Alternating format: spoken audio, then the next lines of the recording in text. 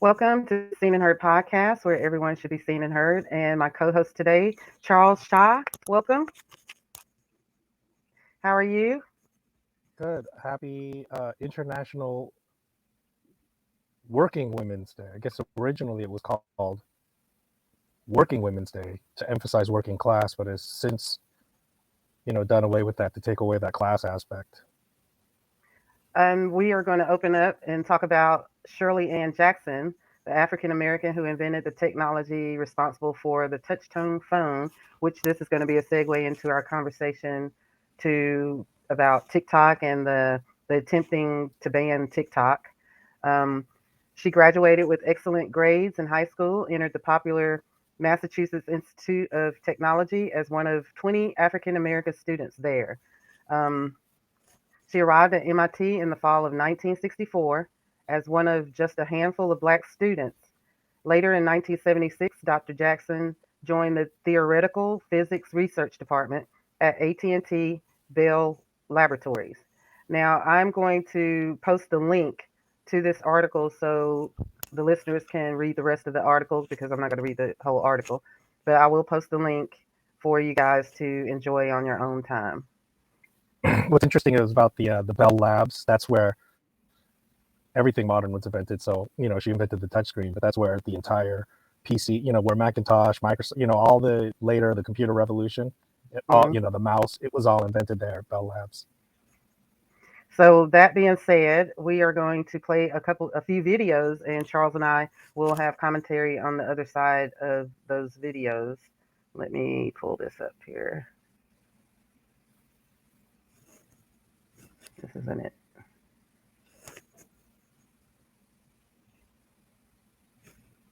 Reelected. TikTok is getting banned. What are you gonna do?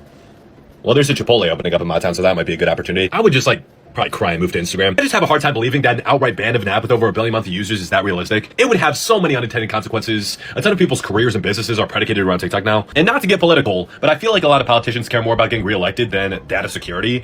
And banning a whole generation's favorite app is not a good way to get reelected. You cut it off. It's not a good way to get reelected. Is what he said. Right, that was the end of that video because we got a couple of more that we're going to play too. But what's your um, Yeah. thoughts on that? Well, I mean, I think one of the strategies he's trying to say is get the message out there. Like, look, don't alienate young voters, future voters, because this is where they're getting their information. But I think it's a bit naive because young people simply don't vote. If you look at the numbers, they're miserable. They're beyond pathetic. They're essentially irrelevant in the political process. Old conservative dying people, yeah, they vote in droves. You should see how many 96-year-olds go out and vote, carrying their walker and their. So trust me, young people, they get enthusiastic about politics, and it might be justifiable that they don't vote. Although I see that as a bit apathetic. Whenever I hear young people say, "Oh, I don't vote; it doesn't make a difference," the irony of that is, so long as you don't vote, yeah, it doesn't make a difference. Also, if you truly don't think there's anything to vote for, then at least go to the polls, turn in an empty ballot, so that you know at least you demonstrated your willingness to vote if there was something worth voting for. Furthermore, 100% of people who say, "Oh, I don't vote; it doesn't make a difference," etc., etc., 100% of those people did not look at the upcoming ballot and don't realize there's tons of stuff at the very least you should vote against, right? So, for example, look, they want to ban TikTok now. Well, you should have known the guy that represents your district is one of these ass wipes that want to do, nefarious shit. So it's this bizarre circular logic.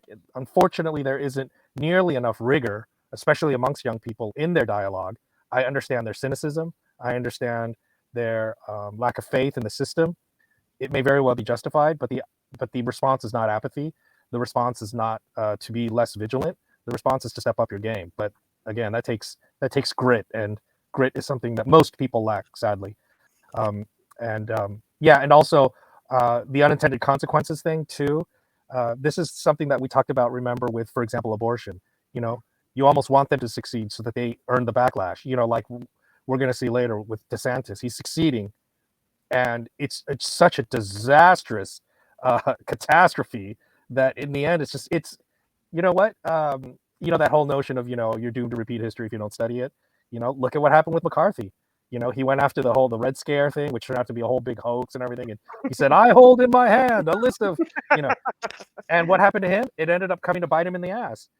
Let's go back even further. Robespierre in the French Revolution, was responsible for executing a huge number of people, and then he himself ended up becoming a victim of the guillotine. So, these people who think they're going to be rewarded by being at the forefront of a hysterical movement are just going to get it in the end.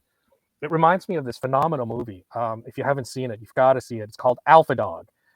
Its only claim to fame was the fact that Justin Timberlake was in it. He did a moderately good job. What's wild about that movie, Alpha Dog, is that it's 100% recreation of an actual event. Okay, um, there's a young kid who, just to give away the ending because it's based on a true story, he was murdered. He was kidnapped and murdered. But his kidnapping was, they took him to a party. He hooked up with some girls, and and they in the movie they show the number count of the number of people who saw him, because it was something like 20 some witnesses saw him the night before he was murdered, because he was at a party, and like I said, he was having a grand old time. It was because his older brother was distributing marijuana for the mob in their little area, in their little white suburb. And one of his little minions took his bluster a little more serious than he should have, and almost inadvertently murdered the kid, And then when he showed up to get his accolades, the guy was like, "Are you stupid? Get away from my house. I didn't tell you to do that." Like, you just took things too far. And that kid, obviously ended up bearing the brunt of the responsibility because he was the man behind the trigger. But it was almost, he took things too literally.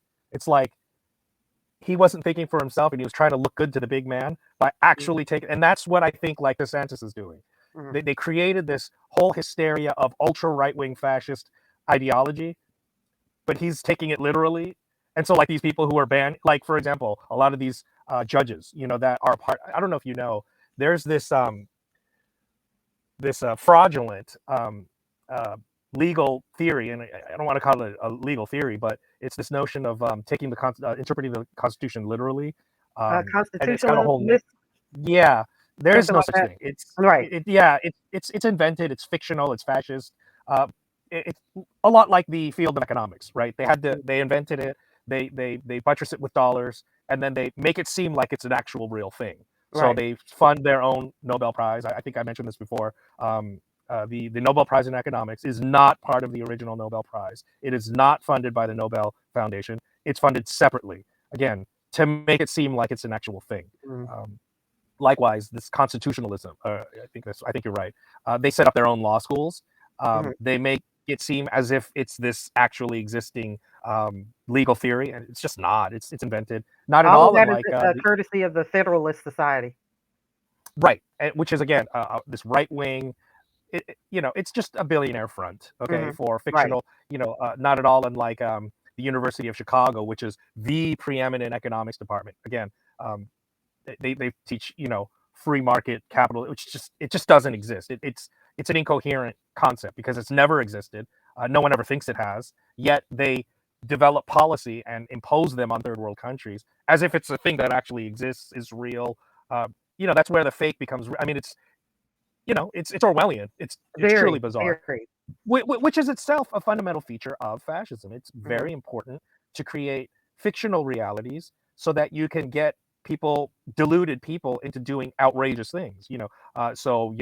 Take the obvious example of the Holocaust, and Jews run the world. You just create this bizarre, ludicrous situation that's completely incoherent, self-contradictory, and not matched to any sort of reality, so that when somebody is that just detached from reality, then they're very pliable. And so, predictably, like other fascist movements, we're now dealing with a whole ilk of people who are deranged and deluded and totally detached from reality. So, like we were discussing CRT, it's this law school seminar that you're supposed to take. And now you've banned it from elementary schools. I mean, just completely. It didn't even exist. Just detached from reality, totally manufactured hysteria. I love the march in Chapel Hill, North Carolina. The Jews will not replace us. I mean, just these deranged, lunatic, inbred, toothless maniacs with their AR-15s. So the fake becomes real, and the real becomes fake, right? So And we thanks talk to about Fox fake news, fake News, news, though. Fox right? News So is helping to push all this hysteria. absolutely, yeah, no, it's absolutely, and to show you how deranged they've become. When you talk to these right-wing people, they all swear up and up, I don't, Fox News, I don't listen to that. I don't want, first of all, lie, they do. Secondly, what they're trying to say to you is like, oh, I don't automatically believe Fox News, meaning they're too liberal, they're too centrist. I'm way to the right of them. That's how deranged they are. So again, yeah, we're dealing with an extremely dangerous element. We're seeing it. We're seeing it happen in real time. Yes, this is actual fascism. The way to know one of the numerous ways to know it's actual fascism is when you ask these fascists what fascism is. They lump it in with authoritarianism, which Mm. fascism has authoritarian elements, but you can have authoritarianism on the left or right. So that's why they think, oh well, socialists, meaning the Soviet Union, communist China, they're authoritarian. Those are the fascists. Without knowing that by definition, that's just not the case. Fascism, they don't even know, was invented in the 20th century. It was invented by Mussolini. Um, Spain, Franco in Spain, and Hitler in Germany were the next two fascist states. Okay, so these are facts that are unknown to 100% of these people who are fascists and who go around pointing the finger at everybody else's. They think liberals are the fascists. Again, it's important to not know what words mean. That's an important part of fascism.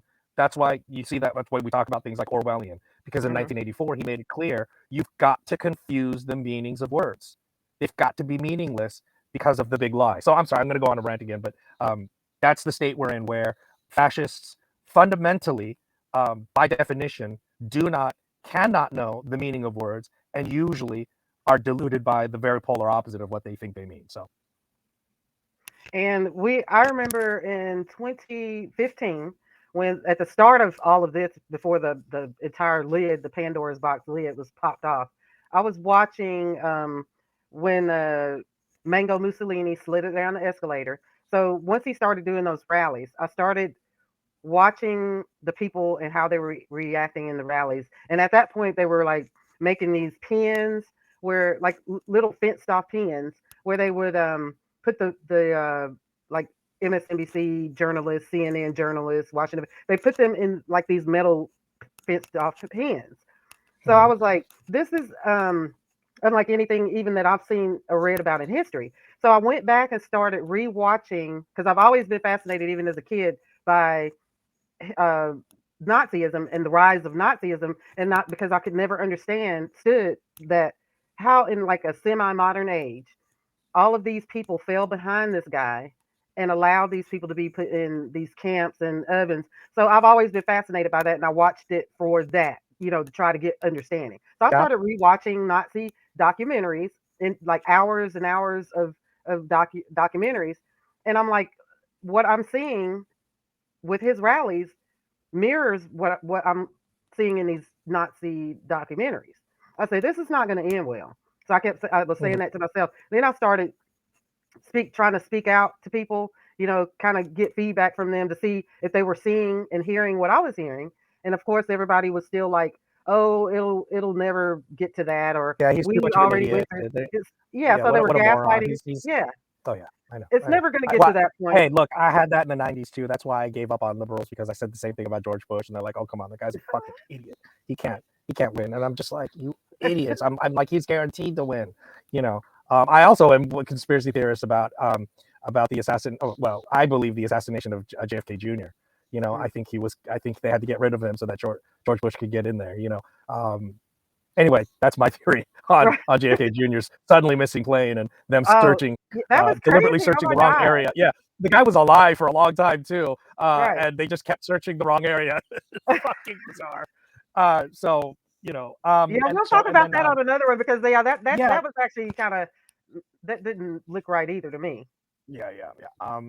Also, just to go on about Nazi Germany and You were saying a semi-modern state.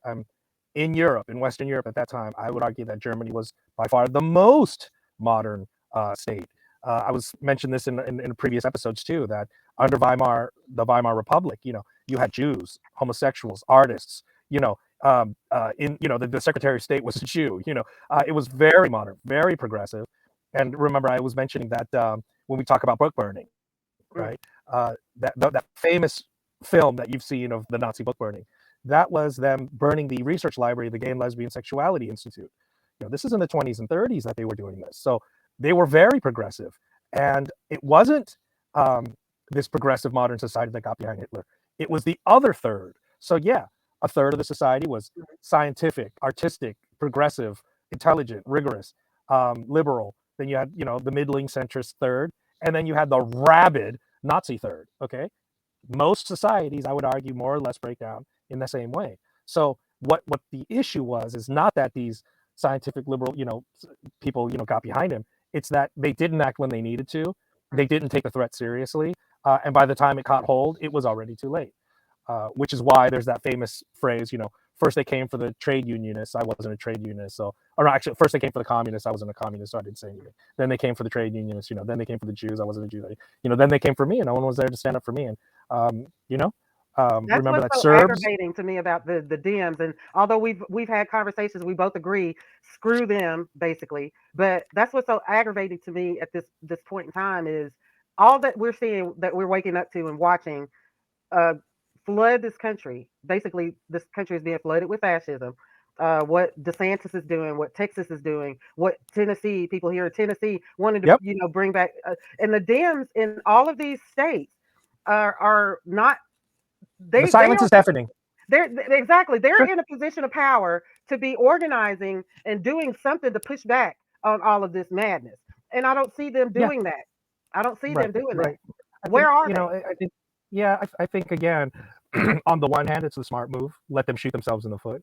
When somebody is deeply pathological, they say, if he wants to hang himself, give him more rope, right? So on the one hand, it serves them to have these conservatives, these fascists succeed, because they're just going to become wildly unpopular. It's going to have a backlash. It's not going to help their own popularity. On the other hand, you know, as a politician, when something is wildly popular in your area, you don't want to be out front. Um, Politicians don't get rewarded for being ahead of the curve. Sadly, But I think that's it's one going to of the major backlash. problems with our. It's going to backfire on them, I believe, because while No, they're staying back and out of the, no one ever gets held accountable for being silent. That doesn't happen because you know, no one gets into trouble. It's like, why didn't you act then? mm, Have you ever heard that? Why didn't you do something then? You never hear that. I mean, think how many people voted for the Patriot Act. Did any of those Dems ever face any? No. Even though later every Democrat was wildly against it, did they hold any of their? No. No one ever gets. I'm sorry. all except for what's his name, the Barbara Lee. I know. I was in the Bay Area at the time. it, And so, we had bumper stickers. Barbara Lee speaks for me. In fact, it was unprecedented. She was so popular after that third parties didn't even run against her for a while. That's how popular she was. That there was no Green Party challenger because they were just like, let her do her thing. She was brave. She speaks for us. She was the only person in all of Congress to speak out against it. And on principle. She did it on principle. So yeah, exactly. And that's the trickery. Later on when all Dems opposed it, it's like, oh, we had one Democrat. So they don't talk about the 99% of other duplicitous Democrats that voted for it. It was well, like, oh, so see, what we are were the your one thoughts? party that had one person that opposed it. So you see What what are I your mean? thoughts? You never. What are your thoughts on how they handled Al Franken? What do you mean? You mean the way they threw him under the bus? Yeah, yeah, Well, because that's an interesting question because this is again one of the problems with liberals. Okay, is that they're spineless and they're weak. And Al Franken was one of those ones who was pointing that out. He's like, you need to be more strident. You need to play ball the way they do. And the way he just folded so quickly, whereas you have people like George Santos who on the right. I mean, it's like, look, this is only the 45th time I've been caught cheating on my wife. I've only raped 200. I haven't even reached 1,000 children yet. I mean, they're just so brazen and insane and pathological. But people on the right, they don't have a conscience because they're far more sociopathic. right? I mean, because at this point, conservatism is a mental illness, right? Yep. So, and therefore their base is also mentally ill. Hmm. They hide their head in the sand. They don't want to know. If you start telling them facts, you see them in their eyes. The panic set in and the hysteria take over. They don't want to know actual facts. They live their whole lives with their heads buried in the sand. They don't want accountability, right? They don't want to know. They don't want to eat the fruit of knowledge, right? They just want to be compliant. They want to be told what to do and what to think and how to feel. So, yeah, I think it was very unfortunate that, sure, he got caught up in the Me Too movement. He is a comedian. Um, is it unfair that he mimicked groping a woman, who, I mean, she's literally a sex symbol. I'm not saying it's therefore justified. Right. I mean, I'd like to know what her perspective was. I mean, did she feel violated? I don't remember if they asked her personally if she was. I think it was just like he just got caught up in the cancel movement. And again, I don't know whether it's justified or not. Again, it's problematic because it's like comedy is a certain thing, right? Do we say that we can never have sexualized jokes again? I don't want to seem to justify sexual exploitation, Right. but sexual exploitation becomes problematic too when, I mean, she makes her living on. I mean, she's there as eye candy. She knows that it's for soldiers, and I'm sure she doesn't mind having them whistle. And um, that was a big part of the USO always, to bring scantily clad, sexy celebrities for lonely, horny soldiers overseas. That was the game. So while Why we're are on we the singling subject out Al Franken for? You while know what we're I on mean? the I mean, in other words, if we're going to condemn it, condemn the whole fucking thing, not just right. Al Franken. He's a fucking comedian. Anyway, go ahead. Oh, so while we're on the subject of comedians, I don't know if you saw the Netflix special with Chris Rock, which like I hate bringing that back up, but we're on the subject of comedians. But Unfortunately, I didn't get to see it. Why? What? I know that there's a lot of controversy. Why? Has he become conservative like Dave Chappelle? What happened? no, he has Oh, not. about the. I wanted to see Will Smith get whipped. Yeah. He wanted to get whipped Yeah. again. Again, he's a Let me. comedian. I Yep. get it. That. Go ahead. Yeah. Go Yeah. ahead. No. Yeah. He said he wanted to see emancipation because he wanted to see Will Smith get whipped, and then rightfully, justifiably, a lot of black people are like that's off. That's off the chart in terms of like no black man should ever make a joke about seeing another black man whipped as a slave, right? But when you're talking, and that's true across the board, 100% true, okay?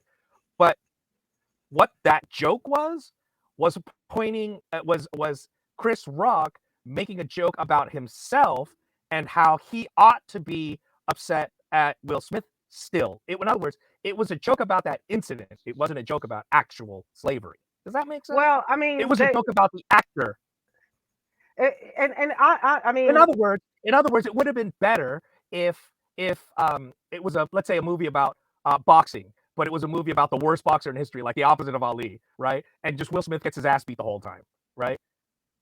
Then it would have been a much safer way of saying, like, I just wanted to see Will Smith get his ass beat. well, see, that's the difference though, because if it were in that kind of context, that would have been different. Like, although I don't like any No, of I his know that's jokes, what I mean, but that and would have been different. I think his no, I know that's why I'm saying because I think his joke was primarily about Will Smith getting beat. Like I said, it wasn't a. In other words, the critical part of the joke was not that it was about slavery. The critical joke was that the actor Will Smith played a role in which he was physically injured But and that's humiliated, problematic right? because of the fact that he knows the I agree. No, historical. it's problematic, and like I said, let's start with the fact that it's deeply problematic and that it's fully justifiable that the majority of black people, probably every single black intellectual, rightfully condemns that. I get it. But if we want to make an unpopular opinion, in other words, is what I'm saying. Because, see, given the political climate, no intellectual is allowed to say, but it is comedy. Because then they're just going to get, oh, you're justifying it. I'm going to say the unpopular thing and say that this is entertainment, it's comedy. And if we want to really be critical thinkers, it wasn't about slavery. That wasn't the teetering, the critical element of that joke was not about slavery. It was about him making fun of the fact that he got smacked in public by Will Smith, and that he's making fun of that situation. Okay, every And time. it was Okay, unfortunate that okay, it had I'm to laughing at be the about idea slavery. of him getting slapped because he needs to be slapped again.